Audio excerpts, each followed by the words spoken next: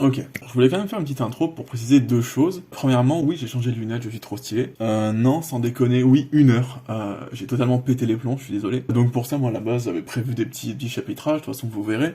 À la base, j'avais prévu de couper ça en 3, 4 chapitres, de toute façon, vous allez voir les petits cartons en regardant la vidéo. Et en fait, j'aurais jamais pensé que ce serait genre si long, mais je voulais quand même garder un maximum d'informations. Et du coup, je me suis retrouvé face à des chapitres qui faisaient 20, 25 minutes, voire 30 minutes pour certains. Et en fait, c'était pas possible. Du coup, de toute façon, vous le voyez juste en dessous. Rajoutez encore des chapitres sur YouTube. Comme ça, vous pouvez vraiment skipper sur les passages qui vous intéressent. Parce que ouais, 1 heure de mec qui parle, ça peut être un peu relou à écouter. Du coup, s'il y a un passage ou même des moments où je me répète, si ça vous gave, vous skippez. Donc évidemment, le meilleur, c'est quand même de tout regarder en bloc, mais 1 heure, c'est quand même vachement indigeste. Du coup, voilà, les petits sous-titres. Et deuxièmement, vous verrez que j'enregistre aussi avec mon téléphone là, parce que j'ai plus mon micro. Et du coup, comme un connard, j'ai les qui font chier parce que je fais des gros.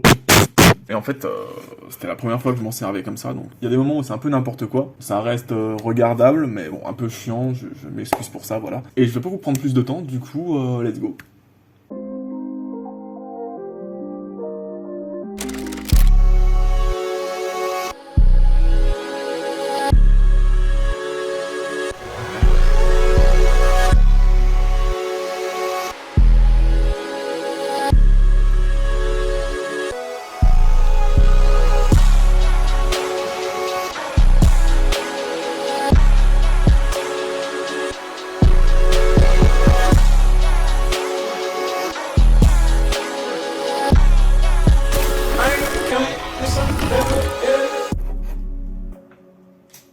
Permettez qu'on se mette quand même un petit encens pour être détendu. Je vais garder mon téléphone là en fait parce que j'ai genre rien pour enregistrer. En fait, j'ai mon micro là-bas, mais il est tout mort en fait, donc ça sert à rien.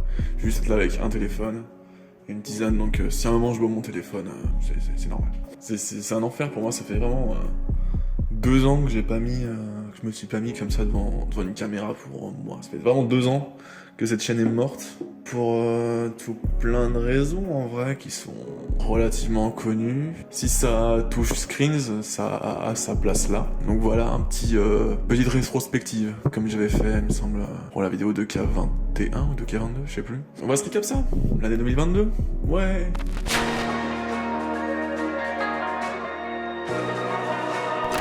Vous avez mis un peu de FF14 en fond. Alors, fin 2021. Fin 2021, on va dire, ouais, que moi j'avais lâché mon taf précédent plus tôt dans l'année. J'étais pion, c'était marrant. Mais comme il n'y avait pas moyen de monter dans les échelons, on va dire. Franchement, c'est bien, mais je peux pas rester juste pour être gentil. Au prix où j'étais payé, je pouvais pas me permettre de rester juste pour être sympa parce que les gosses sont mignons et tout. J'avais décidé de prendre mon envol et me dire, tant qu'à faire, lançons Screens. Donc je commence à me faire ma petite à tâter à gauche à droite pour voir pour les dates de tournage, pour les lieux que j'avais en tête, les dispos un petit peu autour de moi. Je commence à checker pour monter une équipe et tout. Et ouais, donc ça traîne pendant l'été, ça traîne pendant la rentrée de septembre. Et au final, on lance pas le projet dans l'immédiat pour cause de disponibilité, on va dire. Et puis en vrai, si c'est ça, je dis on va dire comme s'il y avait une autre raison, mais en fait si c'était ça, où je pouvais pas avoir toute mon équipe, donc tant pis, on décale. Et moi ça me permet de bosser plus en amont le projet de Screens, qui est colossal, je le rappelle, qui est un enfer. Et je me dis que finalement, pour retard de tournage, c'est pas plus mal, comme ça me permet de mieux préparer le truc, d'être plus sûr de la direction d'où je vais, de bien établir avec la DA et tout, parce que c'est vraiment terrible. Comme je sors vraiment pas beaucoup de trucs, j'expérimente pas tant que ça, en plus j'avais encore mon ancienne caméra à l'époque, on va y revenir, qui était vraiment moyenne quoi, et bon, je pouvais toujours piquer du matos un peu plus élaboré à gauche à droite, mais il a fallu le temps que je m'habitue, que je comprenne comment ça marche. Un bordel total, je me tâtais même je crois à cette époque-là à vraiment louer du matos et tout, donc je me mangeais des tutos de comment fonctionne tel boîtier machin, chercher des optiques, je croisais des adresses, c'était un malade mental. Ça rendait le truc de plus en plus faisable, tu vois. Et je me dis, au pire, vas-y, tu sais, c'est que ne serait-ce que pour la saison 1, enfin la partie 1 plutôt, vas-y, on fait avec le vieux Canon pété que j'avais à l'époque, puis basta, quoi. Vient, je sais pas, vers novembre, vers 4h du matin, mon chat me réveille, parce que là, il y a une fenêtre juste ici, et il y a totalement un mec qui se tient là. Moi je suis dans mon lit, je suis par là-bas quoi. Ma baie vitrée, et juste là, mon ordi avec mes ordis, appareil photo et tout. Donc tout mon matos quoi. Et un pélo qui est là, et qui est tranquille en train de refermer la porte-fenêtre. Et t'es pas serein parce que tu te réveilles et c'est littéralement dans l'axe quoi. Donc tu vois un mec qui se barre, tac, le bruit du pélo qui se bat. Là je dis qu'il y avait un mec chez moi. Il y avait un mec chez moi. Qu'est-ce qu'il foutait chez moi? Parce qu'en fait, bon, ma bêtise, c'est que voilà, je laisse, moi, j'habite au premier, je laissais mon chat sortir la nuit, et parce que voilà, pour qu'il fasse sa live, quoi, et que du coup, comme les volets sont ouverts, en vrai, n'importe qui peut rentrer, puis voir si c'est la lumière allumée, la lumière éteinte. My bad. Mais c'est quand même assez chiant d'accéder à mon balcon, donc je veux dire, faut le vouloir, en fait. Et là, tu te dis, putain, en fait, il y a un pélo qui m'observe depuis je sais pas combien de semaines à checker mes horaires, je sais pas, de quand je dors, quand est-ce qu'il peut venir, peut-être que, je sais pas, il y a un hôtel juste en face, peut-être qu'il a loué une chambre d'hôtel pour checker où est-ce que je mettais mon matin. Donc, je me retrouve avec un mec qui est rentré chez moi et qui m'a volé mon appareil photo. Mon appareil photo, ma caméra qui me servait à filmer des trucs, faire des vidéos et tout, avec l'objectif machin, sauf les cartes SD qu'il y avait dedans. En plus, je crois que j'avais quelques projets, j'avais des photos de mon chat, j'avais des photos de ma nièce, j'avais plein de trucs, et il a pas pris le chargeur. Donc je me retrouve avec un chargeur de batterie de Canon. S'il y a des gens qui ont du Canon, j'ai un chargeur en rab. Donc je me dis, ouf, la fin de 2021. Tant pis, j'emprunterai du matériel, ou je louerai du matériel. C'est dommage pour les cartes SD machin, c'est dommage pour la valeur affective qu'il y avait ce boîtier, puisque je m'étais payé avec les sous de ma grand-mère qui était décédée il y a plusieurs années déjà. C'était mon appareil photo, quoi, c'était un truc de fou. C'est avec cet appareil photo que j'ai commencé à faire des vidéos, donc il y a quand même une petite valeur sentimentale, c'était pas dans l'objet, c'était plus ce que ça représentait que ça me faisait un peu chier. Parce qu'en vrai, de toute façon, ce boîtier, je l'aurais revendu, je l'aurais pas gardé à vie, quoi. Mais le fait de se le faire voler, c'est chiant.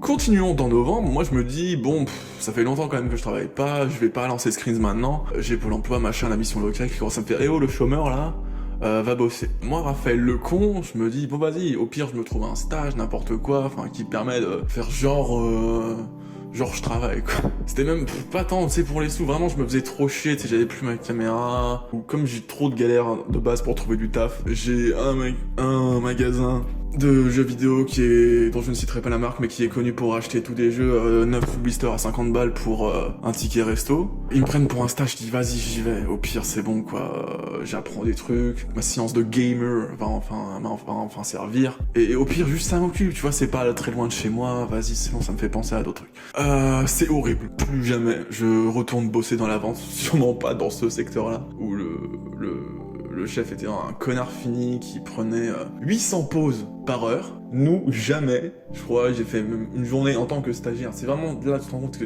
stagiaire c'est vraiment le pire truc. À 24 ans, j'avais 24 ans, ça fait chier.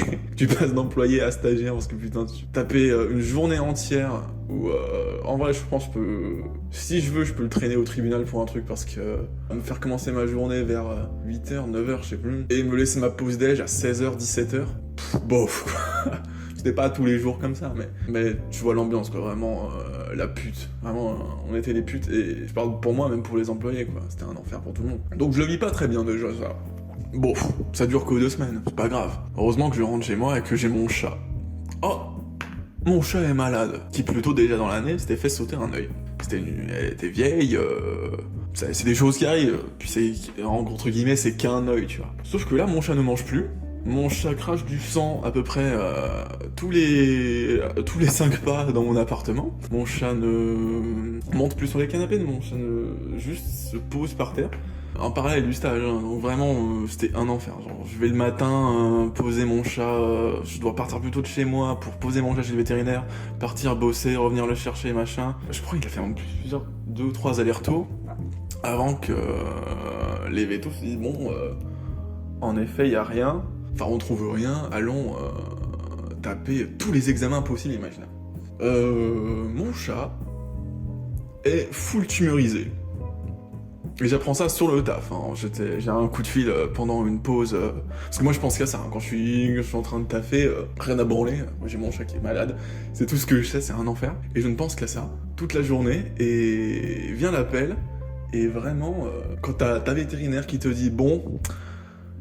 Est-ce que vous voulez venir pour qu'on parle? C'est vraiment ta meuf qui t'appelle pour dire faut qu'on parle chérie, et tu sais que ça va pas. Et elle m'explique déjà vite fait, je me chiale. Dans la remise, je chiale comme une merde. C'était horrible, mon chef, qui fait un peu preuve d'intelligence, me dit bon, rentre, tu vas pas parler au client avec les yeux rouges explosés comme ça. Moi dans la foulée, je file, je vais chercher mon chat. De toute façon, je quitte mon lieu de travail, je vais chercher mon chat. Là, tout me dit, tu peux lui donner des médicaments, mais elle fera pas la fin d'année. C'est sûr de chez sûr qu'elle va pas te durer jusqu'à la fin de l'année. Mais tu peux au moins faire en sorte que ça soit pas trop douloureux pour elle. Je dis oui, faisons ça. Donc bon, moi mon stage se finit, mon parallèle, vraiment, de toute façon j'en ai plus rien à foutre de ce truc-là. J'ai mon chat qui représente tout ce que j'ai de plus important dans l'immédiat, dans cet appartement-là, dans ma vie de tous les jours, c'est tout ce que j'ai de plus important. Ok, c'est un chat que j'ai depuis très longtemps. Ouais, j'avais quoi, 8-9 ans quand je l'ai eu. Donc j'étais minot quoi. Et qui a été d'un énorme réconfort aussi quand je me suis retrouvé tout seul ici, quand mon ex est parti. Et que c'était vraiment une source de réconfort vraiment énorme en fait, qui a toujours été là quand ça allait pas bien. Enfin, c'est débile de dire ça pour un chat, mais quand ça fait des années, elle avait quoi, je crois 16 ans. Quand ça fait 16 ans que t'as ton chat à toi, depuis petit, et que du jour au lendemain on te dit finito. Tu vois, c'est même pas un truc que tu vois venir, c'est pas comme si pouvait mourir de jet. Putain. C'est même pas comme si elle pouvait être morte de vieillesse dans tous les cas en fait. De toute façon, perdre un animal c'est triste. Mais quand ça te tombe dessus comme ça, on te dit dans 2 semaines t'as plus de chat. C'est un enfer. Et du coup, bah voilà, je finis ce stage, je m'occupe au mieux possible de mon chat. Vraiment, je fais tout ce que je peux. Je lui donne tous ses médocs. Je quitte le moins l'appart possible pour rester le plus possible avec elle. J'en suis au point où, comme elle mange rien, faut la nourrir à la pipette. Et encore, elle continue genre pendant plusieurs jours, plusieurs semaines, pas tant que ça en vrai. Ça a duré peut-être 1 ou 2 semaines. J'ai des taches de sang plein le sol de mon appart. C'est un film d'horreur, c'est horrible. Je dois la laver moi-même, c'est moi qui lui donne le bain parce qu'elle peut plus se lécher, parce qu'elle a littéralement la mâchoire pleine de sang en fait en permanence. Ça purule, c'est dégueulasse, c'est quand elle se lèche vraiment, du coup elle pue la mort, c'est un enfer. Donc c'est moi qui devais la laver. Et bah ce qui devait arriva. Un matin je me lève, pas de chat devant la gamelle, pas de chat dans sa litière, pas de chat sur le balcon, pas de chat sur le canapé, chat sous mon lit, mort, décédé. Et là, bon, moi j'appelle tout le monde, j'appelle toute la famille, parce que ça y est, en fait, je suis tout seul. Vraiment. Tout seul avec moi-même. Donc on emmène le chat dans la maison de ma mère en campagne, très bel endroit, je lui trouve son petit spot, je la place, pierre tombale, et voilà, le temple de Poussifeu, aka l'œil de Sauron, aka Solid Chat, qui nous quitte en fin d'année 2021. Et c'est un déchirement total. Donc pas ouf, la fin d'année 2021, avec plus de chats, plus de matériel, expérience professionnelle terrible. Inch'Allah 2022, un peu mieux, hein. On se laisse pas abattre, c'est triste, on se laisse pas abattre. Et on va faire 2022.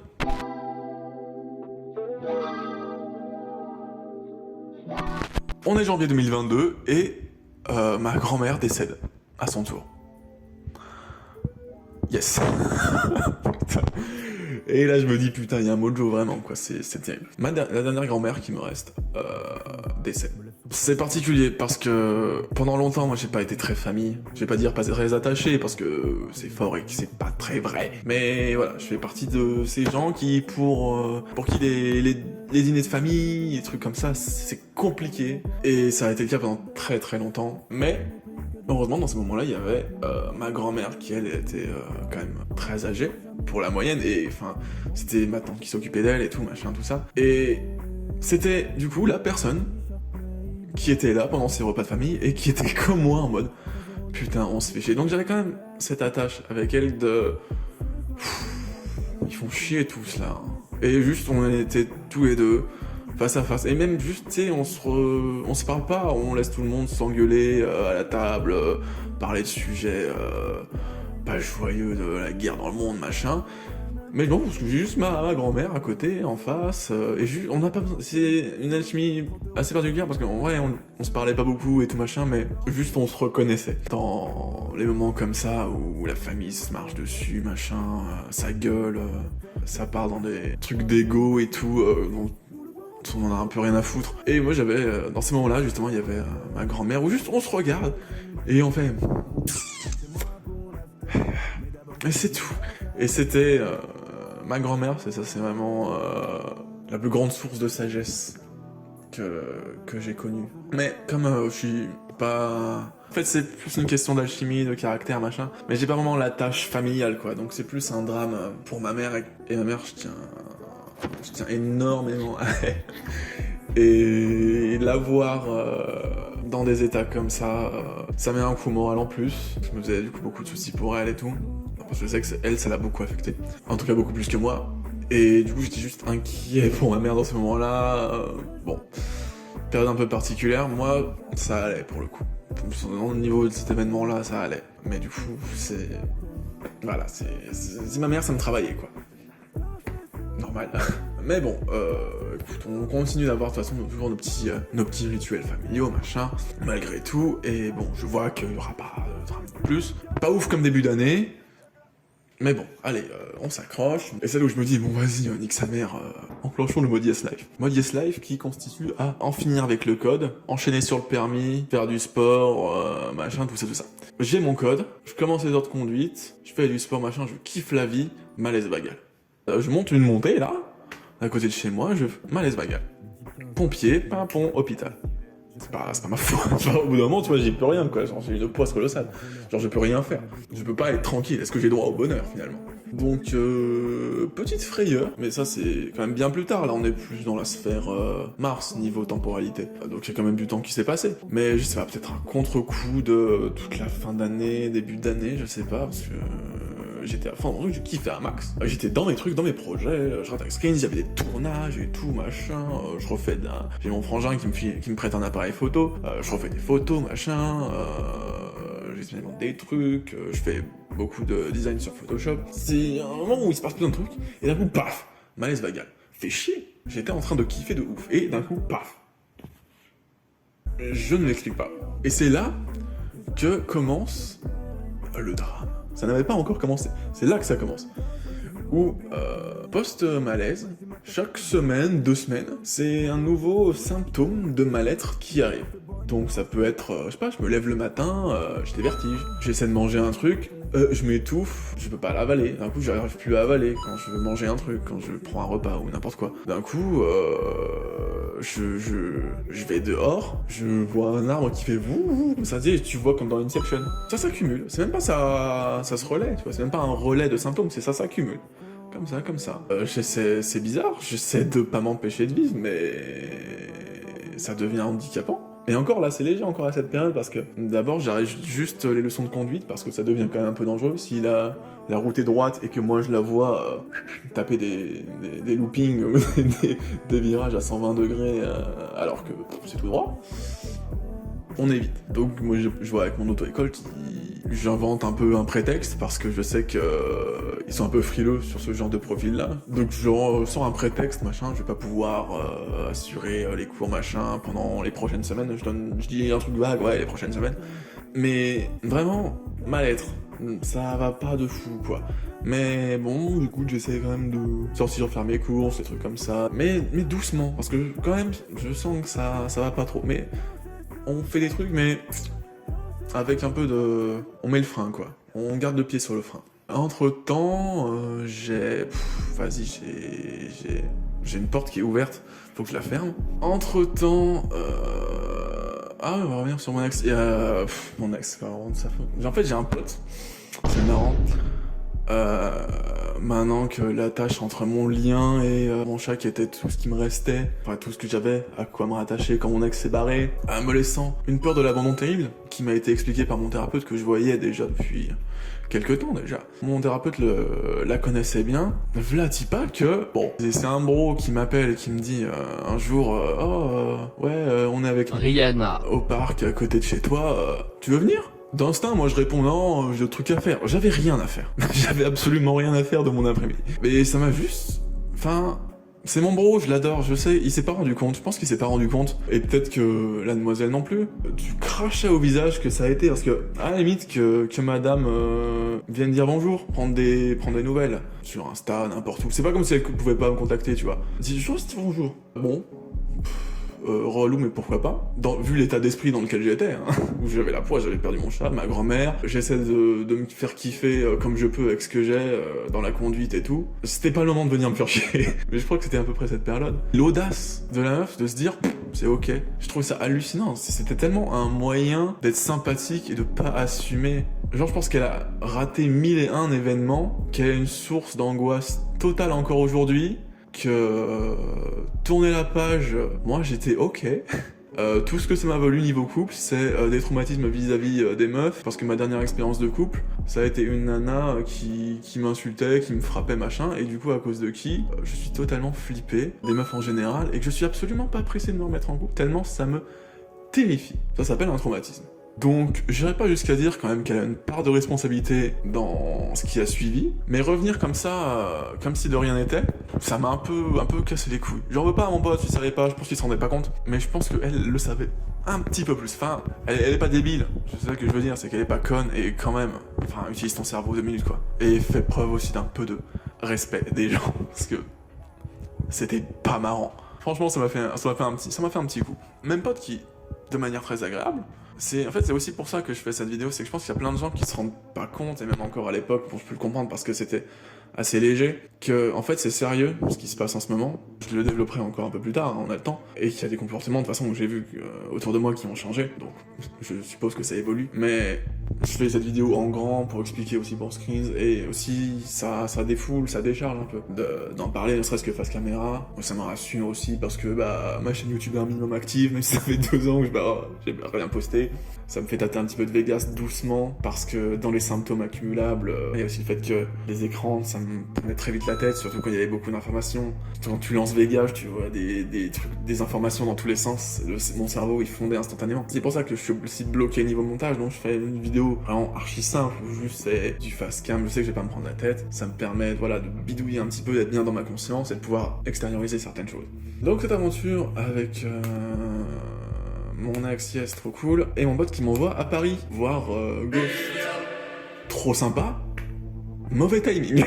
Moi je suis dans un état catastrophique, full agoraphobie, où le monde c'est une source d'angoisse. Sortir, ça va encore, mais quand t'es dans la foule enfermé longtemps, je suis à Paris, je suis pas le plus grand fan de la capitale déjà de base, mais bon vas-y, c'est un cadeau, c'est un pote qui va me faire plaisir, on y va. C'était horrible, le trajet un enfer, crise d'angoisse dans le train, en arrivant sur Paris, moi j'étais archi mort, parce qu'on s'était déjà levé à 6h du matin. Bon après ça c'est pas le plus grave, tu vois. Mais bon, ça pèse quand même sur le corps. Et enfin, t'arrives à la gare, faut trouver là où on va dormir. On devait rejoindre un pote qui habite sur place. À partir de là, putain, à peine le temps de faire une petite sieste qu'il faut déjà repartir, parce que c'est quand même Bercy, y a plein de monde, je suis en panique totale, on n'a rien mangé. c'est juste horrible. Je voyais juste le monde en 240p, et vraiment le piquet, quoi. Le piquet au fond du stade, bien droit comme ça, qui fait rien. Une expérience particulière, dans une angoisse des plus totales. Mais bon, là pour le coup je vais pas acheter la pierre à mon pote, ça serait totalement injuste, parce que bon, je l'ai suivi, ouais. Rien m'obligeait à le suivre. Je l'ai suivi et c'était un cadeau, vas-y. En vrai, j'avais aussi envie d'y aller, tu vois. Oh non, tu peux pas juste te laisser submerger par les trucs, en fait. Donc je dis, vas-y, ça change, va voir le monde. Et bon, en vrai, le retour s'est bien passé et tout, pas trop de galères. Mais expérience particulière, et bon, c'est le timing, en fait, qui faisait que c'était compliqué. Mais on y arrivait, donc c'est cool. Donc voilà, deux événements un peu spéciaux de cette période-là. Et puis ça, du coup, les semaines s'enchaînent, et donc les symptômes aussi. Donc on avance un peu plus au fur et à mesure vers l'été. Moi j'avais ma place pour le Hellfest. J'avais commencé en plus à monter un projet pour un semblant d'after movie, un truc comme ça, un truc de zinzin, avec une place de fou, des effets de montage de malades mentaux, une DA du truc. Je voulais vraiment faire un truc vraiment propre de fou. Un truc pro, c'est un genre de maquette, tu vois. Parce que j'essaie de plus en plus à attendre vers le pro, tu vois, au niveau de la vidéo. Parce que YouTube, c'est pas un truc Franchement, la fame sur YouTube, rien à branler, tu vois. Genre, je peux faire mes bails, faire mes 2 vues, je m'en fous en fait. Parce que ce qui compte, c'est ce que je fais. Si j'ai envie de faire un truc, enfin, je veux dire, je suis tellement toujours en train de faire des trucs, toujours en train de monter des projets, de bidouiller sur Vegas, bidouiller sur Photoshop, qu'en vrai, je pourrais en sortir des milliards de projets, tu vois. Mais je sors que les trucs qui en valent la peine d'être regardés. Si c'est des trucs qui me font que kiffer moi, je peux les garder pour moi en fait. Donc c'est plutôt comme ça que je fonctionne, on va dire, dans ma démarche créative. Et là j'ai vu le Hellfest en me disant putain, je vais pouvoir faire un vrai truc stylé. Donc en amont, putain, en vrai c'est trop dommage que je l'ai plus le projet parce qu'il y avait des trucs vraiment stylés. Et je me mets à fond là-dedans en me disant vas-y, au pire, ça va me changer d'air. Parce que ça faisait déjà des semaines que je laissais traîner un montage. Mon pauvre copain Donovan de la salle obscure qui attend sa vidéo là depuis mars 2021. Non, 2022, je dis de la merde, putain. Mars 2022, et on est aube 2023, on est le samedi 14, au moment où je suis en train de filmer ça. Et il attend toujours sa vidéo, le pauvre, je suis désolé pour lui, mais vraiment, c'est compliqué. Franchement, c'est dur. Plus le temps passe, vas-y, plus les écrans, ça me tue la tête, plus ne serait-ce que marcher dans mon appart, c'est un enfer. Marcher droit, c'est compliqué. Il y a des trucs que je ne peux pas manger, j'ai du mal à avaler. Enfin, vraiment un mal-être général qui se constitue et qui s'accentue de plus en plus on progresse vers l'été. Donc, je finis par annuler, en fait, le Hellfest. Et ça dégoûte. Ça dégoûte parce que j'avais un projet stylé de fou, qui était tout prêt, il n'y avait plus qu'à aller filmer, foutre les rushs dedans, monter ça. Tout le reste était déjà prêt, la playlist, les chansons, machin, le montage, le temps que ça durait. Là. J'avais juste à mettre des images et c'était calé. J'annule le Hellfest, du coup. Je suis dégoûté de fou. Mais je peux pas faire autrement. Je me vois pas traverser toute la France pour faire 3 jours de festival sous 38 degrés. Alors que je suis en galère, ne serait-ce que pour prendre l'ascenseur, traverser la route et aller jeter une baguette de pain, tu vois. Et c'est sans exagérer. Et en fait, c'est à partir de là où, comme la progression continue, tu commences à paniquer parce que t'entres dans des états vraiment étranges. Et du coup, viennent les premiers appels avec le 15. Les premiers allô papa, faut que tu m'emmènes aux urgences. Parce que là, j'ai l'impression que je vais crever. Et je dis ça sans exagérer. C'était des moments où tu sens pas tes membres. Il y a des explications, on en parle plus tard. Mais dans l'instant T, juste, je me retrouve chez moi, aller de moins en moins bien, pour une raison que je comprends pas, où j'ai la tête qui tourne en permanence, je vois flou, je tremble beaucoup, mais sur une journée entière, genre c'est pas des périodes, genre c'est constamment comme ça, en fait, du réveil au coucher. Je ne vais pas bien, physiquement, quoi. Je suis chez moi, je fais tomber des assiettes tous les 2 jours, je pète une assiette au sol. Non, ça devient vraiment problématique. Et il y a des moments où du coup, ça devient tellement trop, c'est allô, les urgences. Donc là, on est vraiment fin mai, début juin, où ça commence à être vraiment en fait handicapant. Et qu'on passe sur les premiers allers-retours aux urgences parce que en fait, ça va plus du tout. Et plus on progresse, plus ça empire.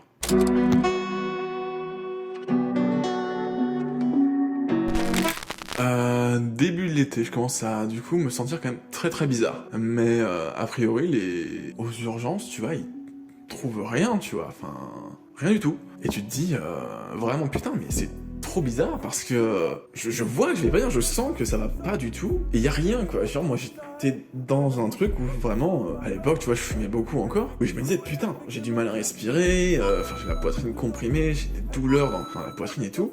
100% j'ai un cancer. Mon chat avait des traces de métastases et tout. 100% j'ai un cancer. Et il le trouve pas.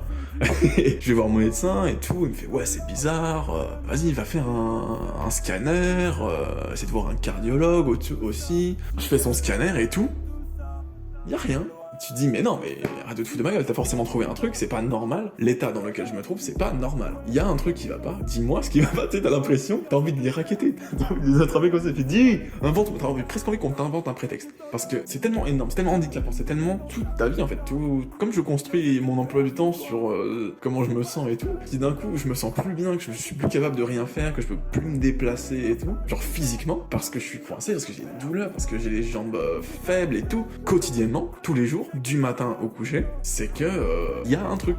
Arrêtez de me dire qu'il y a rien. Il y a un truc. Qu'est-ce que c'est? Qu'on en finisse. Parce que comme je rappelle, début d'année là, mars et tout, j'étais dans mon permis, machin, j'étais en train de kiffer de ouf, et j'aimerais bien retrouver cet état-là en fait. J'aimerais bien en finir avec mon permis. J'ai des projets qui sont en cours. J'ai mon poteau là que je dois finir de monter sa vidéo depuis le début d'année. Enfin, donnez-moi un truc. Faites-moi une opération de je sais pas quoi, qu'on solutionne le problème. Il ne trouve rien. Bon, j'essaie tant bien que mal de continuer de vivre. J'ai une amie qui m'invite dans sa maison et tout. Mais au bout de, 3, 4 jours, je sais même plus. Je mange pas, j'avale pas, je suis obligé de sortir de table pour aller recracher ce que j'étais en train de manger au repas dans les toilettes parce que ça passe pas, je suis en train de m'étouffer à moitié. Je sais pas, je vois flou tout le temps, j'ai du mal à me repérer dans l'espace, j'ai du mal à respirer, j'ai du mal à dormir. Je suis pas bien, j'appelle mon père pour qu'il vienne me chercher et sans trop expliquer, la pauvre elle a dû rien comprendre à ce qui se passe. Et je me dis vraiment là, ok c'est handicapant, retournons aux urgences parce que ça crée des moments de panique où tu te dis waouh, là ça va pas en fait et là je vais crever chez moi tout seul. Je peux peut-être me lever un moment, je me sens pas bien si je m'assois là parce que ça va pas, j'ai des vertiges et tout. Tu te relèves, t'as l'impression que tu vas tomber.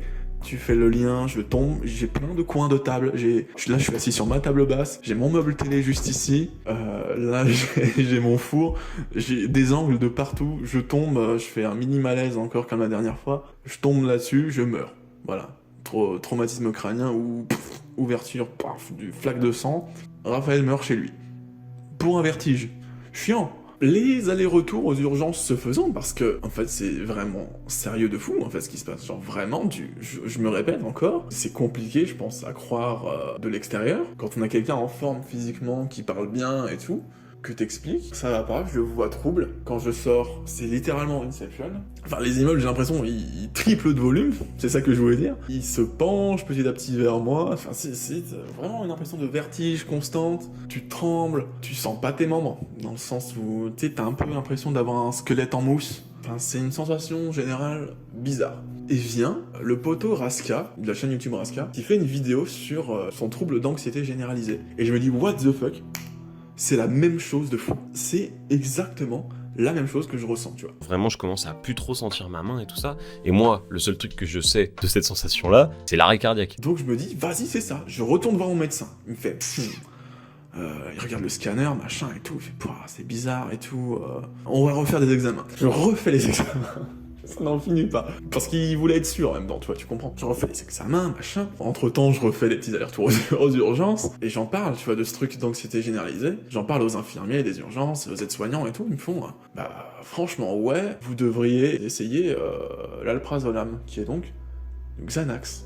Moi, je me dis, ok, ouais, je vois pas le rapport, mais ok.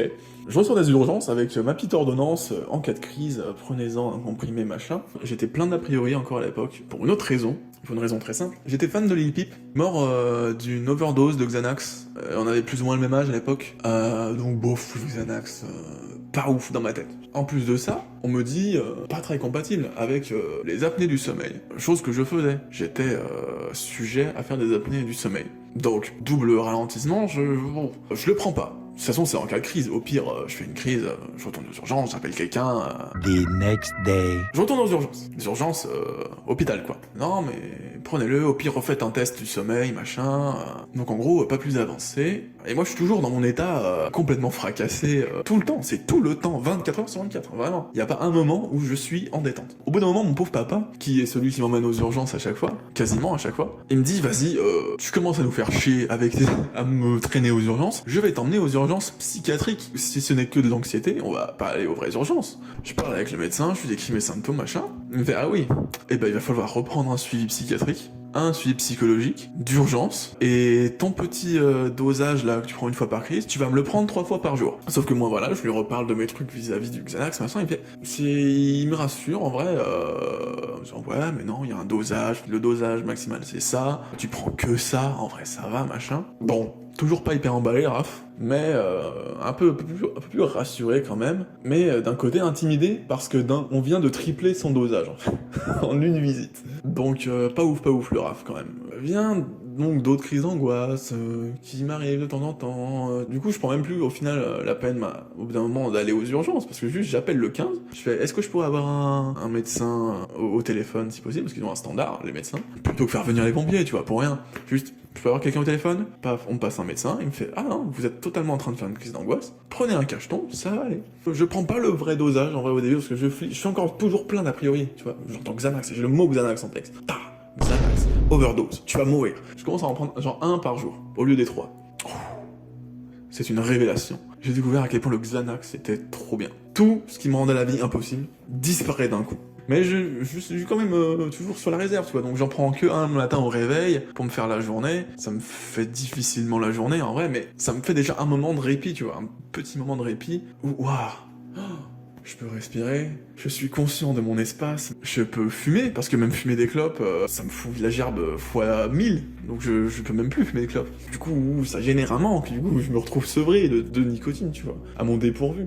Donc ça me fait un problème en plus. Donc je peux me faire ma petite clope, machin, putain, mon kiff et tout, c'est un trop stylé. Et bien, en fait, un appel qu'on avait passé à la clinique où j'étais allé il y a de ça, 3 ans, pour un souci d'anxiété sociale, pour le coup. Donc là, je leur explique mon cas, machin, on voit les mutuelles, machin. Et les semaines passant, moi je prends mon petit Xanax le matin, je me dis vas-y au pire. Après en fait mon problème, comme c'était aussi d'être seul, de pas être surveillé et tout, que c'était une grosse source d'angoisse vu que j'avais l'impression que j'allais taper un malaise en fait à n'importe quel moment. Comme je peux rien faire pour me divertir, tu vois, vraiment pour penser à autre chose, je peux pas me mater un film. Écran, information, fatigue, cerveau, gerbe. Je peux pas faire une game, tu vois. La dernière extension de Final Fantasy XIV qui m'attend, où je peux pas jouer une mission scénarisée. Scénarisée, cinématique, texte à lire, cerveau, fond. Pas possible. Ou vraiment 10 minutes par jour, tu vois. Max. Et encore, des fois, il y a des jours juste j'allume pas l'ordi, tu vois. Même plusieurs jours d'affilée où juste j'allume pas l'ordi. Parce que ça prend trop la tête. Et vraiment, c'est un supplice que j'ai pas envie de m'infliger. Mais du coup, je suis juste constamment face à moi-même, face à ces moments d'angoisse pure et intense, qui, je le rappelle, durent du réveil jusqu'au coucher, où du coup, je suis constamment flippé par le fait de pas être surveillé, et que je vais faire un malaise à tout moment, ou et si j'avais effectivement un truc et que les médecins l'avaient pas vu, machin. Début une sorte de parano chelou. Et je me dis, vas-y, retournons en clinique. Là, j'aurai des infirmières, je serai surveillé, j'aurai ma chambre, j'ai mon petit bouton à côté de mon lit, donc allez, paf paf, on y va. Je me réserve du coup mon petit mois de clinique, septembre jusqu'à octobre, il me semble, et je me dis, vas-y, cette fois ça va passer. J'étais déjà allé une fois, ça m'avait bien aidé, tant qu'à faire on y retourne, et moi ça me permet de reprendre ma petite vie parce que ça commence à traîner depuis plusieurs mois maintenant. Pendant longtemps je me disais vas-y ça va juste passer, là je me rends compte que ça ne passera pas. Donc, direction la clinique. La clinique...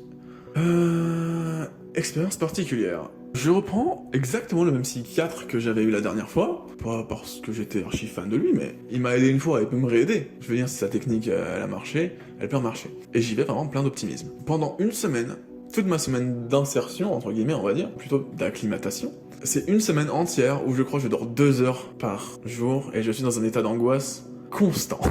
C'était horrible. Parce que je voulais toujours m'en tenir à une seule dose, machin. Je crois que j'avais pas dormi la veille. J'avais dormi 2 heures, il me semble. Par pure angoisse, en fait. C'est comme une insomnie. Sauf que au lieu juste d'être dans ton lit, avoir les yeux ouverts, tu trembles, t'es pas bien, tes murs ils changent de forme et tout. Je me dis, yes, au pire, vas-y, j'arrive, je dors. Que nenni. J'arrive, je me fous dans ma chambre, je m'explose sur mon lit. Impossible de dormir. Les gens qui font les zinzins dans les couloirs, les infirmières qui viennent toquer à ta porte. Je me retrouve à être une semaine où je dors pas de la nuit parce que du coup je suis tellement crevé que j'ai l'impression qu'en fait je vais crever dans mon sommeil si je m'endors. C'est ridicule. Mais c'était une semaine terrible où vraiment je dormais entre 2 et 4 heures max on va dire. Et je mangeais quasiment pas parce que comme j'essayais de dormir la journée pour rattraper toutes mes angoisses de la nuit où je pouvais pas dormir, comme j'étais constamment réveillé, il y avait les repas, je ratais les repas du coup, on se les apporte dans ta chambre les repas sur un plateau, mais je me levais pas, j'étais juste laissez-moi dormir, je voulais juste profiter d'une minute de plus de sommeil, ne serait-ce qu'une minute. Donc toute opportunité de dormir je la prenais, il y en avait très peu, et vraiment le staff de nuit commençait à en avoir plein le cul de moi, et je leur dis vraiment mais appelez un médecin, parce que je me sens pas de dormir, je ne peux pas dormir dans mon état, qui me donne un truc qui me fume la gueule et que je dorme genre sec. On attend, je sais pas, peut-être jusqu'à 4h du matin, tu vois. Le médecin de garde, il arrive, il me fait, mon pote, tiens, paf, mélatonine, je la prends en double. Je me mets dans le lit, paf, je dors pendant 16 heures. One shot. Parce que vraiment, chaque nuit, je leur disais, et vous dites au staff du matin, parce que comme ça se relaie, tu sais, vous dites au staff du matin de surtout pas me réveiller, je veux pas mon petit-déj, je m'en fous. Je vous fais un papier comme quoi je ne veux pas manger mon petit-déj, pour pas que vous ayez de galère ou quoi, parce que protocole, machin. Je vous fais tous les papiers qu'il faut si vous pouvez faire en sorte qu'il personne ne vienne me réveiller. Ils sont venus me réveiller. Je me suis pas réveillé. Pendant 16 heures d'affilée, j'étais une merde humaine. Un bloc, un tas de chair totalement amorphe pendant 16 heures d'affilée. Et arrive du coup la fin de la première semaine où ça y est, j'attaque avec un vrai rythme de sommeil et mon psychiatre qui arrête de râler parce que quand il arrive, moi je suis comme ça dans le coltard à moitié mort, en mode laissez-moi dormir la putain de sa mère et qui se prend peut-être quelques insultes au passage, mais ouais, aussi je veux dormir, c'est bon. Donc le psychiatre pas content. Je me dis qu'on peut attaquer, vas-y, c'est bon, je suis content. Il reste 3 semaines, je me dis yes, vas-y, on y va. On arrête de manger en chambre, je vais manger au réfectoire avec les autres. Tu sais, c'est limite moi qui je m'investis à fond dans le truc parce que je me dis vas-y, on a perdu une semaine, c'était horrible. Je veux plus en parler, je veux qu'on attaque et qu'on s'y mette. Ça se passe pas bien parce qu'on n'est pas du tout sur la même longueur d'onde. En fait, il a grave, il me renvoie grave l'image de celui qui a pris la grosse tête. J'en sais rien dans les faits, hein, mais c'est sa manière de se comporter, sa manière de parler. Moi, je veux dire, je débarque, j'ai 25 ans, me parle pas comme un enfant. Il avait cette manière de dire, vous me paraissez très sympathique, mais je le connais, le truc du petit compliment, et la carotte, je te la mets juste derrière. Je suis pas débile. Si t'as des choses à me dire, dis-les-moi,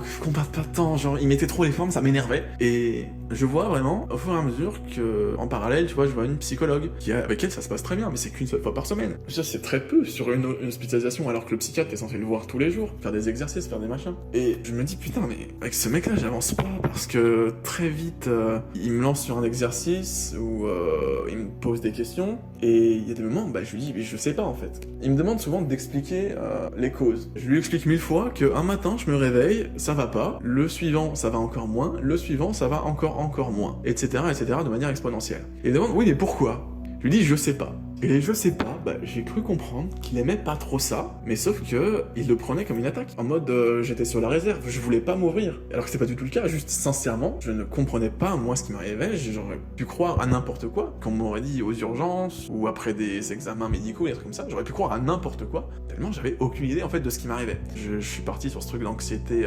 généralisée, parce que c'était quand même étonnamment précis, et que si effectivement il y avait rien de purement médical sur le plan physique, je veux dire, et les solutions c'est probablement un psychiatre qui pouvait me les apporter, puisque même les personnes que j'ai vues aux urgences psychiatriques étaient tout à fait favorables en fait. C'est même eux qui m'ont fait le courrier pour que je suis rentré en clinique. Et je tombe sur ce psychiatre qui en fait n'a pas du travail pré-mâché, et ça l'énerve un petit peu, et le voir réagir comme ça m'énerve également, parce que je me dis mais en fait, il a pas envie de bosser. Je suis avec le psychiatre, c'est le chômeur de l'année quoi. Il a pas envie de bosser, il a pas envie de m'aider. Et ça crée des tensions de fou avec lui, au point où j'en parle avec mes parents, parce que c'est quand même aussi mes parents, tu vois, qui financent derrière. Je veux dire, il y a une part de la mutuelle, mais c'est mes parents qui payent, tu vois. Et ça me gêne déjà, et j'ai pas envie que... Enfin, ils ont le droit de savoir à quoi sert leur thune, donc j'explique à mes parents aussi que ça se passe pas hyper bien, que je le sens pas de fou, tu vois, ce psychiatre. Il y a des rendez-vous, tu vois, entre le psychiatre et mes parents. Il y a ma mère qui est scandalisée parce que, après un rendez-vous avec mes parents, le psychiatre, il est là en mode « Ah oui, mais d'accord, oui, vous voyez la chose sous cet angle, on pourrait travailler sur cet autre aspect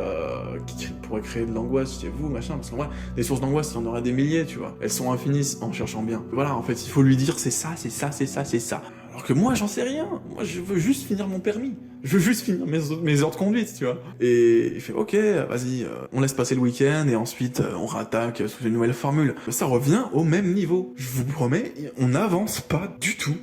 On me refait ces trucs de... je lui dis je sais pas, il fait eh bah à demain. Au bout de 30 secondes de consultation, tu vois, il débarque, il fait bonjour, machin, truc bidule, alors aujourd'hui on fait quoi sur quoi on travaille? Je fais ben je sais pas, peut-être que vous avez une idée. Il fait ah mais non, on a décidé que maintenant c'est vous qui choisissez. Je lui dis mais en fait vous avez rien compris, je viens parce que je ne comprends pas ce qui m'arrive, je sais pas en fait, je m'en remets à vous pleinement en fait, et c'est pas de la mauvaise volonté, c'est vraiment que purement je ne comprends pas ce qui m'arrive, je suis pas là pour des vacances, et ça me plaît pas qu'on perde du temps sur des conneries d'ego de moi je suis le psychiatre, toi tu es le patient, donc je te pose une question, tu me réponds. C'est pas comme ça que je conçois le truc, c'est pas par mauvais esprit, c'est pas pour faire chier en fait, genre, je suis là, et il le prend grave personnellement en mode, lui il casse les couilles.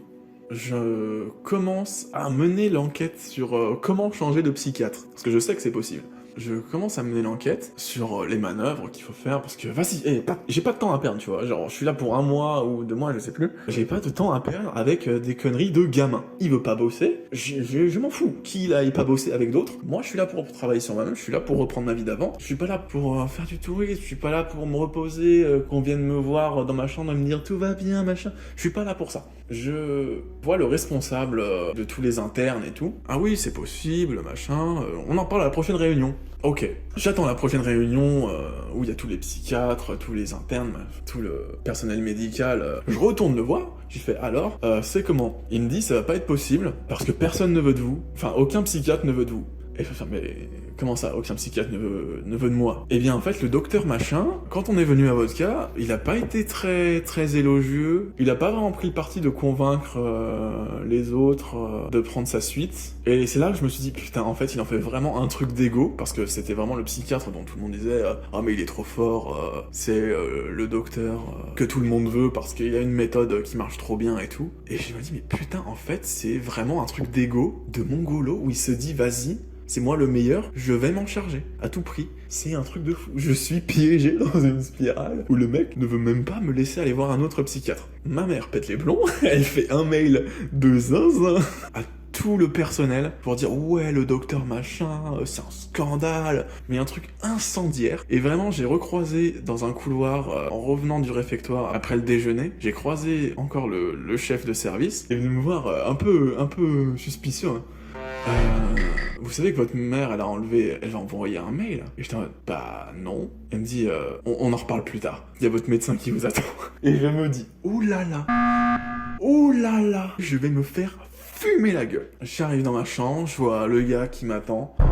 Franchement, j'étais pas serein, j'ai cru qu'il allait me péter la gueule, sincèrement. Il me fait, écoutez, moi j'arrête les frais, mais furieux de fou quoi. Il me dit, j'arrête les frais, à partir de maintenant, vous m'appelez, moi je fais, y a pas de problème, moi je veux bien travailler avec vous. Si vous continuez à faire le difficile, moi écoutez, j'ai plus rien à voir avec vous, vous venez me brouiller, vous voyez plus que la psychiatre, si vous voulez plus me voir, vous me voyez plus, et comme ça tout le monde sera content. Et je commence à me dire, putain, mais en fait ça m'a vraiment vexé premier degré, mes frères, en fait, si on en est, c'est parce que tu ne fais pas ton travail en fait. C'est pas magique ce que je te demande, genre, tous les patients sont censés être un peu comme ça, enfin il y en a qui sont peut-être plus éclairés sans doute. Moi je débarque avec des pistes, je lui ai donné mes pistes, hein, je le précise, toutes les pistes que j'avais je lui ai donné, mais je peux pas garantir, je pouvais pas garantir à 100% la cause. Je lui ai parlé en fait de tout ce que j'ai parlé un peu plus tôt, il était au courant. Si après c'est lui il en fait rien, je lui dis, écoutez, vous avez pas l'air de trop vouloir parler, venez on se parle demain. Mais juste on discute, même pas on fait une séance, juste on discute. Il me dit ok, je passe vous voir demain. Le lendemain j'ai rendez-vous avec la psychologue, qui est elle très adorable, machin, et qui me dit mais si vous avez des problèmes pour sortir, des trucs comme ça, pourquoi vous faites pas des sorties à l'extérieur, en dehors de la clinique avec votre infirmier?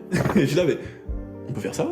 C'est possible? Il me fait ah mais le docteur, vous en a pas parlé? Vous avez jamais proposé des trucs comme ça? Bah non. Si c'était possible, j'en aurais fait tous les jours en fait des sorties avec mon infirmier référent pour. Ça fait partie de la thérapie, de ce pourquoi je suis là en fait. Pourquoi personne m'en a jamais parlé avant? Et c'est là que je me dis en fait mais qu'est-ce qui se passe dans cette clinique 2? Mais qu'est-ce qui se passe en fait? Je me retrouve perdu en mode en fait on fait quoi avec moi depuis le début là? Et tu disjonctes un peu. Tu sais j'ai un peu un pet de cerveau, j'ai un peu un choc mental. Et toutes ces possibilités que et personne m'en a parlé, mais c'est génial. Alors que c'est génial. Enfin, je peux faire des sorties en dehors de la clinique, c'est-à-dire confronté au vrai monde et tout, machin, avec quelqu'un du personnel médical dédié à ça, et je peux le faire autant que je veux. C'est un truc de fou. Mais faisons ça. Et là, c'est là.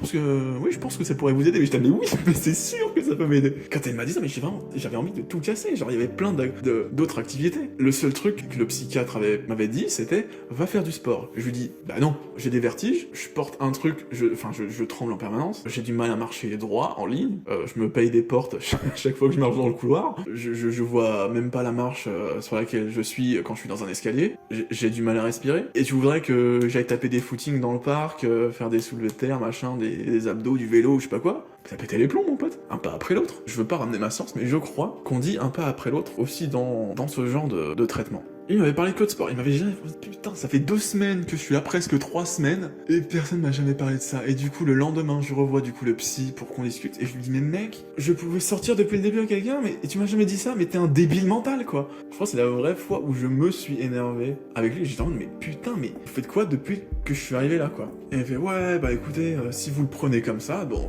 on va faire des go, encore, machin. Moi, ça me passait vraiment là, et je suis dans le troupeau des malades mentaux, hein, donc t'inquiète que mon ego, pour l'instant, il est au plus bas. Donc, c'est pas moi qui vais faire des comparaisons, des trucs de compète. Je me dis, mais c'est lunaire, quoi. Pourquoi tu n'y as pas pensé? Il m'a fait, bah, fallait poser la question. Et là, je me dis, mais complètement taré, celui-là. Si vous vouliez sortir, fallait me poser la question. Je dis, mais connard, tu me parles d'agoraphobie depuis le début, que je suis arrivé, et tu m'as pas parlé une seconde de l'éventualité d'avoir la possibilité de sortir en dehors de la clinique avec du personnel dédié à ça, et c'est de ma faute. Je dis, mais t'as craqué, mon pote. Je lui dis, mais c'est ton taf, connard, et puis on s'est tous les deux traités de connard. Le mec, je sais pas, il a 30 ans de métier, et ça avait l'air un truc de fou ce que je lui raconte. Trop bizarre, expérience trop bizarre. Et il finit par me dire, bah tu sais quoi, bon, on arrête de se voir en fait. Je dis, mais attendez, mais ça ressemble à une rupture de contrat et tout. Je veux dire, je vais pas rester ici sans avoir de psychiatre, c'est quand même l'intérêt, c'est d'avoir un psychiatre qui vient te voir tous les jours. Il me fait ouais bah je vais trouver quelqu'un. Le lendemain, il me retrouve, il fait ah j'ai trouvé quelqu'un. C'est bizarre. Il me semblait que personne pouvait prendre mon cas. Finalement si, c'est marrant.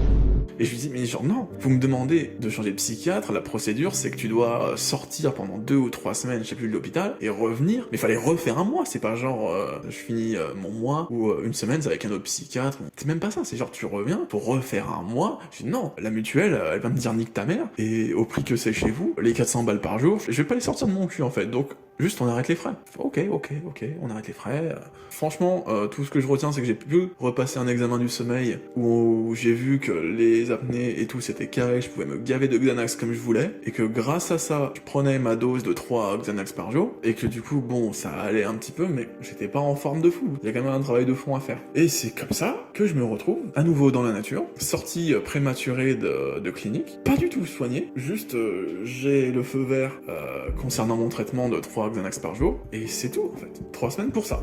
J'ai le seum de fou parce que je ne suis pas soigné pour un péco. C'est même presque pire qu'avant, quoi. Parce que j'ai dû essuyer une semaine d'enfer à mon arrivée, dont je me serais franchement bien passé, tu vois. Et toutes les galères, tout le drama avec mes parents contre la direction et tout, il y a eu des rendez-vous hyper anxiogènes avec tout le personnel hospitalier où j'étais en mode, mais qu'est-ce qui se passe? Ça prend des proportions énormes, tu vois. Alors que je veux juste reprendre ma vie normale, tu vois. Il me fout à la porte un peu comme ça, tu vois, en mode, bah, du coup, vous partez demain. C'était épuisant comme épreuve et je me retrouve pas du tout soigné, quoi. Fin d'été, début d'année scolaire, à retourner dans la nature, sans aucune surveillance médicale, sans rien en fait pour m'aiguiller pour la suite, si ce n'est trouve un psychologue et un psychiatre en fait à l'extérieur. C'est tout en fait, genre. Et j'étais déboussolé de fou, genre trop bizarre. Vraiment pas une bonne expérience et j'en suis sorti vraiment pas bien du tout. Et c'est un surplus de mal-être dont je me serais bien passé.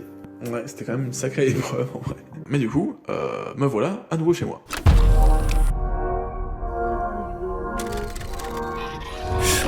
Donc me revoilà dans mon super appart, austère, sans chat, sans personne, et pas du tout guéri, pas du tout mieux en fait. Je me dis, allez, dirigeons-nous vers ce qu'on m'a proposé. Trouver psychologue, trouver psychiatre. Pendant ce temps, pendant que les choses se font, parce que trouver un psychiatre c'est un enfer, trouver un psychologue aussi, je peux faire un peu de musique, j'adore la musique, j'en écoute tout le temps. Louvrez Valima, un des rappeurs que j'ai le plus poncé en 2021, j'étais trop dedans, quasiment le même âge, ouais il avait 24 ans, les références qu'il avait, sa manière d'écrire, sa manière de rapper, les instruments qu'il utilisait, sa direction artistique, les émotions qu'il dégage, ses ambiances, très américains, j'adore quand il y a des français qui font ça de manière très très américaine, je kiffe un max, et bah plus de Louvrez Val. Et ça faisait longtemps que la mort d'un artiste m'avait pas autant mis dans un mal total. En fait un peu comme lui. Et genre vraiment, tu vois, ça commence à faire plus d'1 an, tu vois, que il se passe pas des trucs de fou et que tout empire. Vraiment, t'as des idées bressons qui reviennent que j'espérais pas revoir. Mais parlons du fait d'à quel point j'avais oublié que les pensées suicidaires, c'est un truc que j'ai eu une fois, où je préméditais encore même un petit peu le truc, j'y pensais de manière plutôt réfléchie, en prenant les conséquences et tout en compte. J'aurais tout donné pour pas revivre ça, parce que ça se passe pas toujours comme ça en fait, le plus souvent, et le pire quand c'est des pensées impulsives en fait. C'est comme un flash, comme une vision, comme une illumination, une épiphanie, où en fait t'es juste en mode mais en fait vaut mieux en finir, tu vois. C'est le moment pas marrant, parce que ça, je crois que j'en avais parlé à personne encore. J'en parlais peut-être plus il y a 3 ans, ça m'avait passé, je priais pour que ça revienne plus, et j'y réfléchis plus. J'ai plus cet aspect de peut-être bien que si, peut-être bien que non, ou encore je pesais encore le pour et le contre à l'époque. Maintenant je l'ai plus, et ça m'inquiète un peu.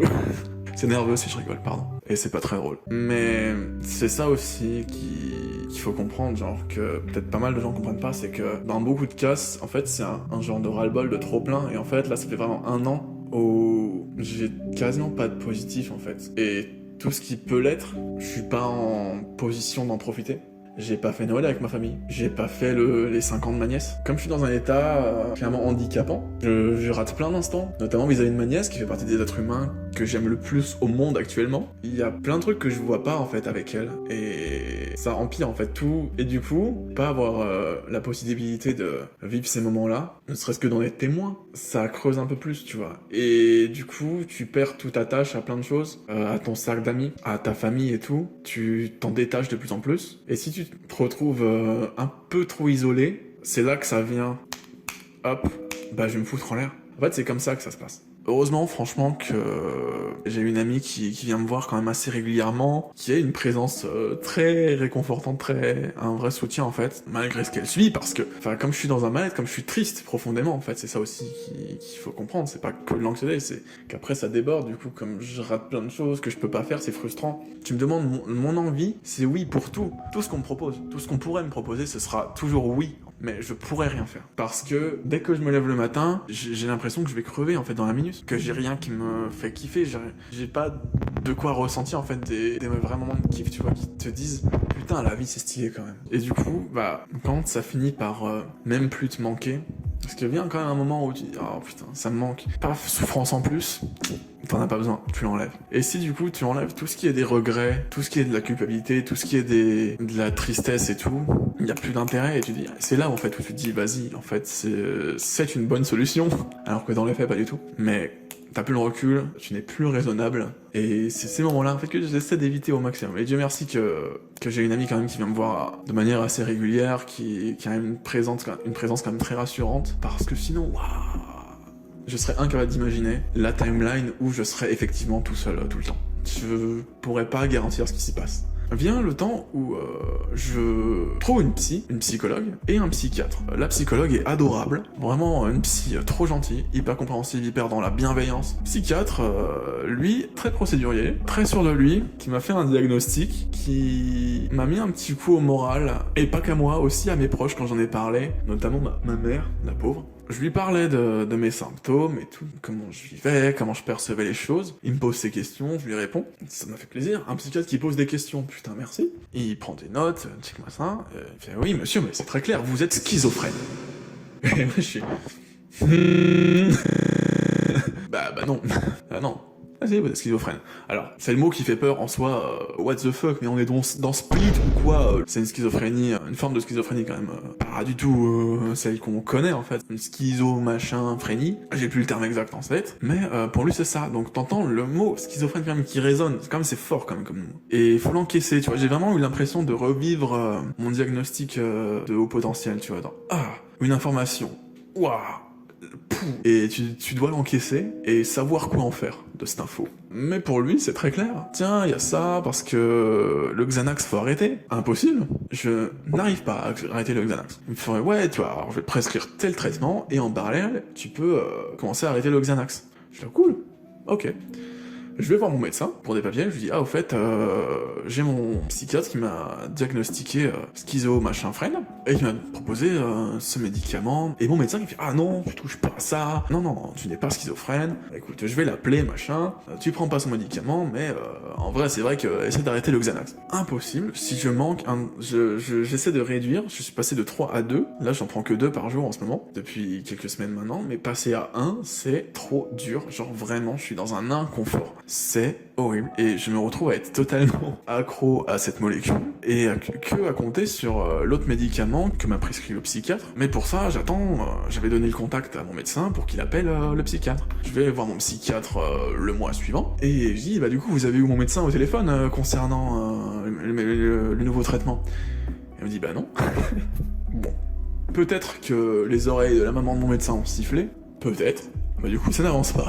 Donc à l'heure actuelle je sais toujours pas si je prends ce médoc ou pas, et je suis toujours du coup coincé avec ma dose de Xanax en fait, dont j'aimerais bien me passer, parce que ça fait trop longtemps, je crois que c'est 6 mois, un traitement de Xanax, donc ça a commencé à être limite, et j'ai déjà du mal à m'en défaire. Passer de 3 à 2 ça a été compliqué, et du coup en fait comme je suis resté à 2, maintenant mon corps réclame un 3e en fait. Donc ça va pas vraiment mieux, juste je suis toujours dans le coltard, je suis toujours dans des images bizarres, des dingueries, des vertiges, des trucs, sauf que j'ai mon corps qui me réclame ce Xanax. Je ne bois plus d'alcool, je ne fume plus de cigarettes, mais je me gave de Xanax. Ça dégoûte de fou.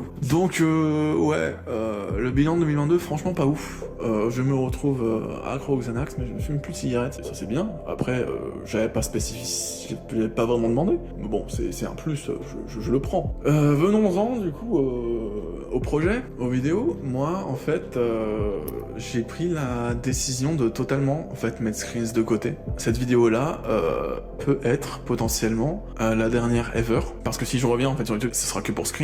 Il y a plusieurs scénarios en fait. Soit Bad Ending, c'est ma dernière vidéo ever, et je me concentre juste à faire mes projets de mon côté, me professionnaliser et tout. Soit Good Ending, Screens existe, soit sur cette chaîne, soit sur une autre, j'y réfléchis parce que j'ai quand même un strike sur cette chaîne, j'ai chopé un strike en Soum Soum. Est-ce que je vais mettre un projet qui me tient énormément à cœur sur cette chaîne qui menace de sauter à tout instant? Si je le fais, c'est surtout en fait si je vais mieux. Et en fait la priorité elle est là, donc Screens, en fait je me mets plus la tête dedans. J'ai rangé le dossier Screens dans un autre dossier, dans un autre dossier, dans un autre dossier au fin fond d'un disque dur. Pour l'instant c'est ciao Screens, parce que j'ai trop de trucs en stand-by. J'ai mon pauvre Donovan qui attend sa vidéo depuis mars dernier, qu'il faut que je finisse. Ensuite, je sais pas, je donnerais tout pour un CS avec des copains, je donnerais tout pour sortir avec des potes. J'aimerais pouvoir quand même faire le Hellfest, ne serait-ce que le samedi-dimanche, parce que la prog est pas ouf. Samedi-dimanche du Hellfest prochain. Peut-être reprendre le projet que j'avais, le refaire à partir de zéro pour l'adapter à un truc, parce qu'en vrai, ça peut être assez marrant.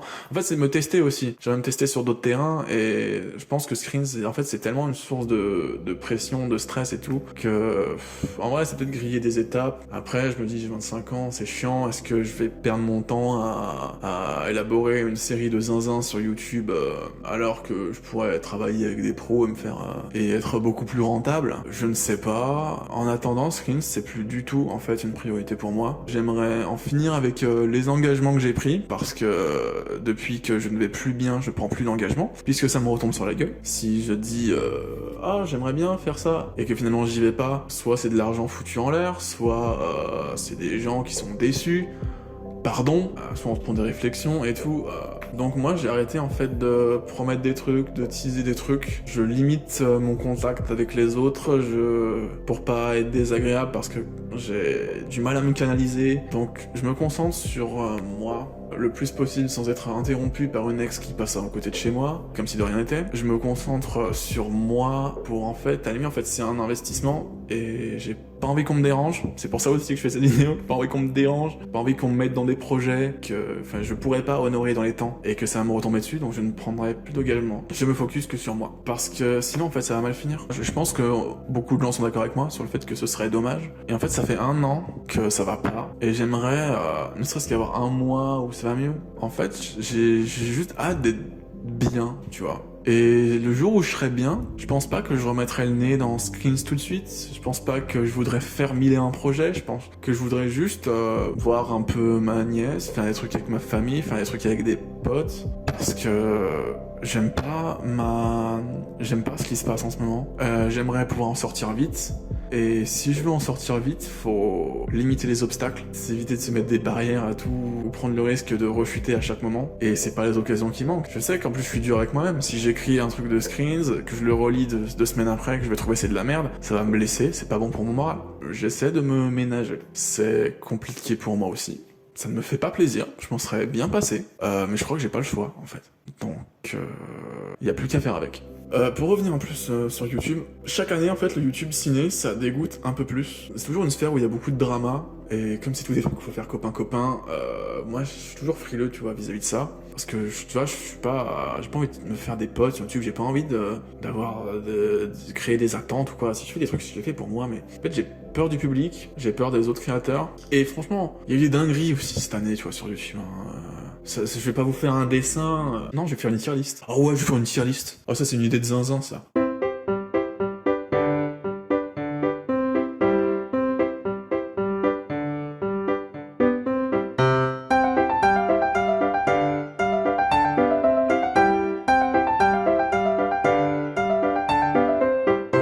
Enfin voilà, en fait, je suis pas hyper pressé, quoi, de revenir sur YouTube. Je serais peut-être sur d'autres chaînes, tu vois, moi j'ai trop hâte de refaire des projets et tout, mais plus tard. Et entre-temps, faudrait qu'on se passe de moi pour que je puisse re-être bien, mais re-être bien de manière durable. Parce que ma dernière clinique m'a aidé sur 2 ans. Au bout de 2 ans, catastrophe. J'aimerais ne pas avoir à retourner en clinique dans 3 ans, tu vois. C'est ça en fait le pari que j'ai envie de faire, c'est mon investissement sur mon avenir. Parce que je me connais, moi, mes problèmes d'hypersensibilité, mon diag d'HPI que je vis pas très bien, là on me parle de schizophrénie, je peux pas tout faire en même temps. C'est beaucoup à encaisser, c'est beaucoup pour moi, et si je veux ne pas craquer, si je veux y survivre, j'ai besoin d'espace, j'ai besoin de... Je vais très peu sur les réseaux sociaux, je parle à très peu de gens, je sais qu'il y en a qui vont mal le prendre, fatalement, mais c'est pour moi en fait que je le fais, c'est pas contre vous. Parce que, en fait, j'ai trop peur aussi d'être désagréable, parce qu'il y a plein de trucs qui me font pas marrer. Il y a plein de moments où faut être fun et tout. Et le masque du fun, je l'ai assez porté, et c'est usant, en fait, et j'aimerais en passer. Donc j'ai plus envie d'être faussement fun par message ou par appel et tout. Alors qu'en vrai, ça va pas, tu vois. J'ai envie d'être en accord avec ça pour me concentrer dessus, me dire, ok, ça va pas du tout en ce moment. Ça fait 1 an que ça va pas du tout, et que ça empire potentiellement. Faisons au mieux pour que ça change.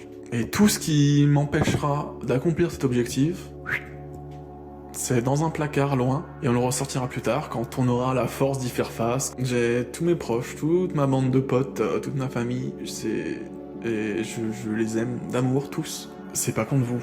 Si je vous réponds pas, c'est pas contre vous. Si je vous donne pas de nouvelles, juste c'est beaucoup à dealer en fait d'un coup, et ça va prendre peut-être beaucoup de temps. Ça me fait pas plaisir du tout, et je saurais pas trop quoi donner comme phrase d'inspiration pour l'avenir et tout. Je veux juste en fait que mes intentions soient claires, m'être fait comprendre. Non, je demande même pas à ce que les gens changent de comportement vis-à-vis de moi. Juste le respect nécessaire, qu'on vienne pas me faire chier, juste le fait qu'on me laisse avec les histoires de mon ex et de moi. C'est en fait déjà assez déchiré avec moi. Si on en rajoute encore, si on me ramène des news tout le temps, c'est pas bon pour moi. Ça m'intéresse, c'est pas bon pour moi. De toute façon, j'ai pas de leçon à donner. Je suis clair en fait avec mon ressenti, ce qui se passe avec moi. Et en fait, c'est tout ce que je demande. Juste qu'on écoute, et ça suffira.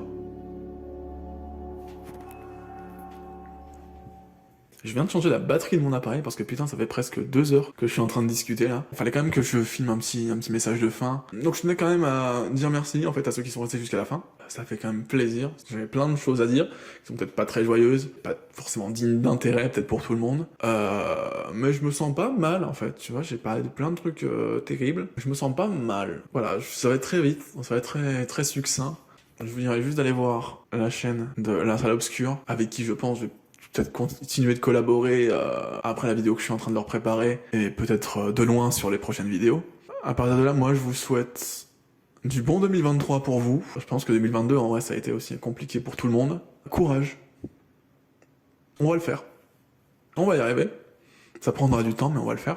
Moi ça m'aura permis d'inaugurer en vidéo mon nouveau boîtier, un magnifique Lumix GH5 avec un je crois 1235 f2.8. Je filme en log d'ailleurs. L'image normalement est filmée comme ça, et moi au montage je fais ça en fait. Donc ça me permet aussi de bidouiller un petit peu, d'expérimenter un peu. C'est pour ça aussi que c'est très frustrant de pas pouvoir créer du contenu ou de faire des vidéos aussi, parce que j'ai quand même une sacrée machine avec moi maintenant, et de pas pouvoir vraiment m'en servir pour faire des projets de zinzin, profiter d'une bonne qualité d'image, même une très bonne qualité d'image, et d'avoir un bon boîtier comme ça, c'est un peu frustrant. Donc ça me donne une excuse pour m'en servir. Parce que bon, ça fait quand même chier, ça fait quand même mal au cul, au plus le prix qui coûte, wesh. C'est pas pour qu'il reste dans mon placard avec tout le reste de mon matériel à prendre la poussière, quoi. Donc voilà, moi je vous souhaite un très bon 2023 à tous et à toutes, et on se tient au jus. Allez. Sinon, sur Final Fantasy XIV, vous pouvez ajouter Jude Orange Magjage. Voilà, venez dans la guilde, les babus vous accueillent. Allez, venez, on n'a pas le temps. Enfin, ils ont droit pour... Oh, allez quoi. Bon allez, j'arrête mes singeries. Salut.